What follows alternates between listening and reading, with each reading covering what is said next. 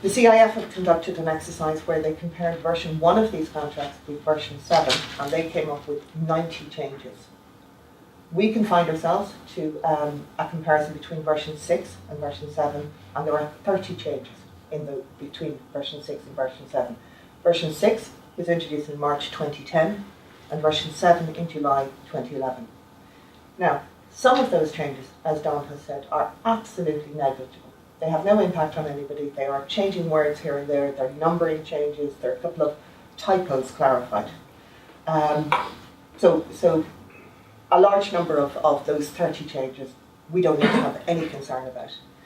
Some of the changes serve to clarify either definitions that have been used or to clarify procedures that are to be applied, and are, broadly speaking, very welcome, because anything that helps to lead to the smooth operation of these contracts can't be a bad thing. Some of the changes have resulted from a consultation apparently undertaken by the government negotiators with the insurance industry.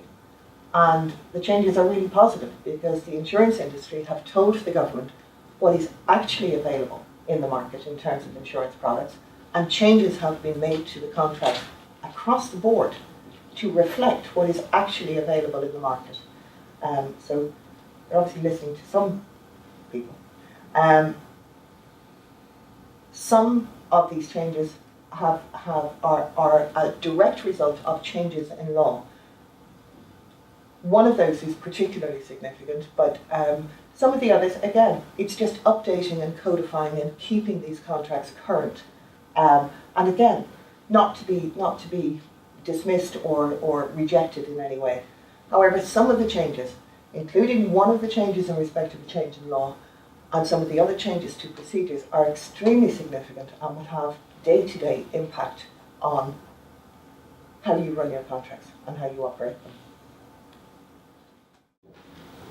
This is what appeared on the website on the 28th of July in relation to a change introduced to the form of tender and schedule. So this is version 4 of the form of tender and schedule, and this is how it was introduced in 3 lines on a news item on the website. Apart from a change to text relating to disputes in the form of tender, minor changes have been made to the schedule, which include insurance, weather requirements, and named specialists in the schedule. All of these changes, with the exception of the first one, are described as minor. I don't think they are, and we'll come to those other changes in a moment. But the very significant change in the form of tender and schedule is the change to arbitration costs.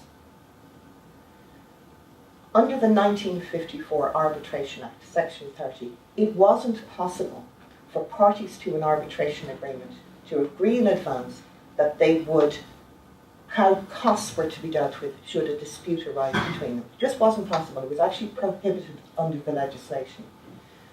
When the 2010 Act was being introduced,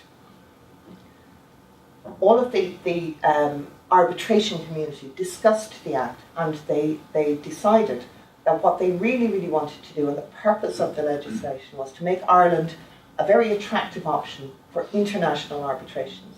They wanted to attract international arbitrations into Dublin, which is a great aim. And the purpose of the Act was to introduce international law in relation to arbitrations.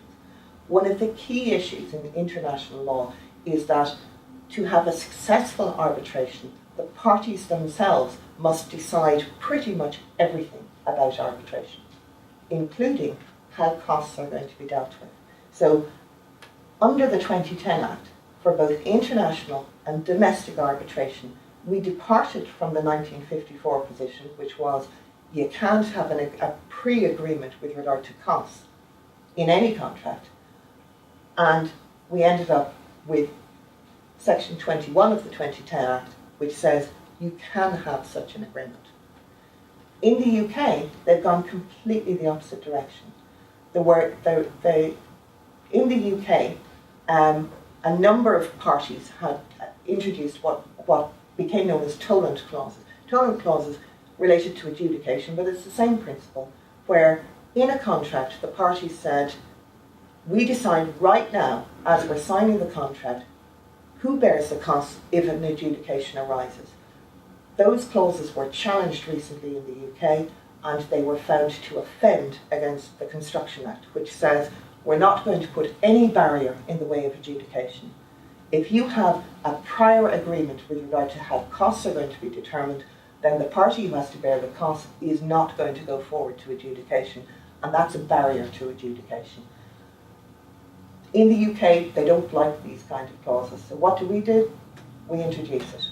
We say the parties to an arbitration agreement, which in your case is your contract, may make such provision as to costs of the arbitration as they see fit. The government decided that they would introduce this into your contract. So a clause has been introduced into the form of tender and schedule, and you will find it immediately above the place where you sign the contract, which says, we agree that should a dispute arise under any contract formed by acceptance of this tender, so this is your offer to them, that is referred to arbitration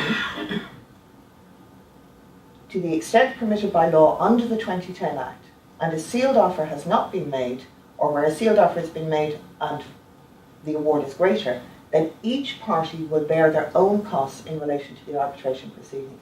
That is a really, really serious commitment that you are making when you are submitting your tender.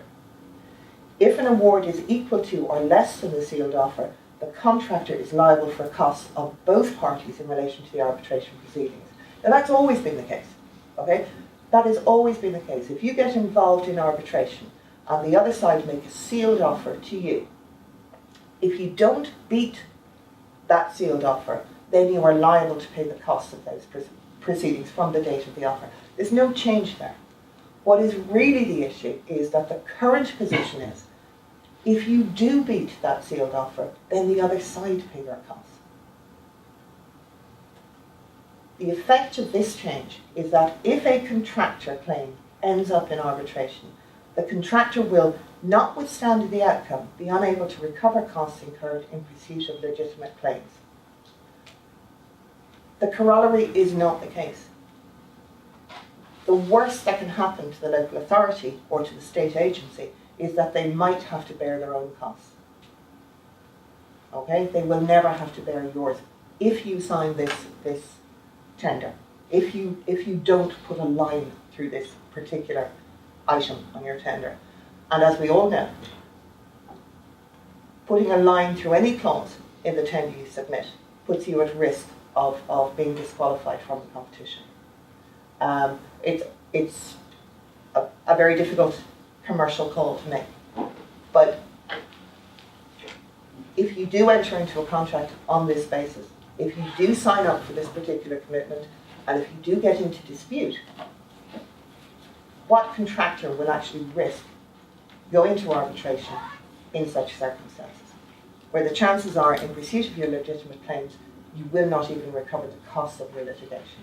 This is a very serious issue. It has been taken up, I know, by the CIF, but also by any number of other organisations.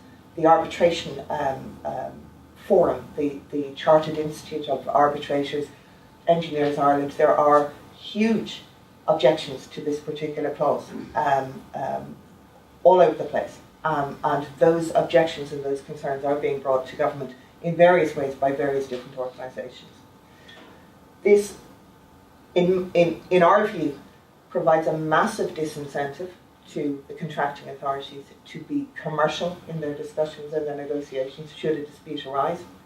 It provides a disincentive for the issue to be resolved through conciliation, because the risk that you might have borne as a contracting authority, the risk of arbitration costs going forward is eliminated, and provides a very serious advantage to the employer in any negotiation on your final account.